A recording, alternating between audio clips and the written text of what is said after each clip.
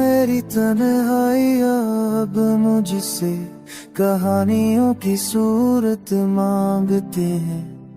यादों के कच्चे घरोंदे में टूटे सपने जलते हैं। बारिश की बूंदे भी अब तेरी हंसी की गूंज ढूंढती है।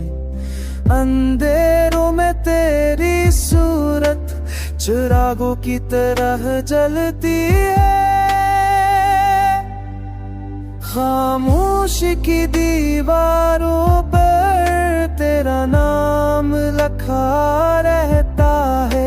मेरी धड़कन की रफ्तार भी तेरी आवाज़ को दोहराती है। बिछड़ने का लम्हा अब तक मेरे लबों पे बोझ सा है। मोहब्बत की वो पहली नजर अब दिल में जख्म बन कर है गई है।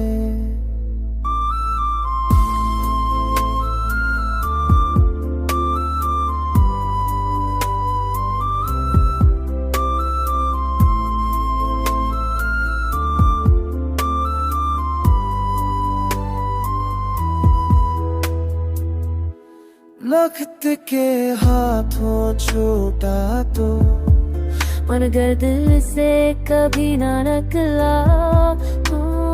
फूलों की खुशबू में अब तेरी याद दह शामिल है।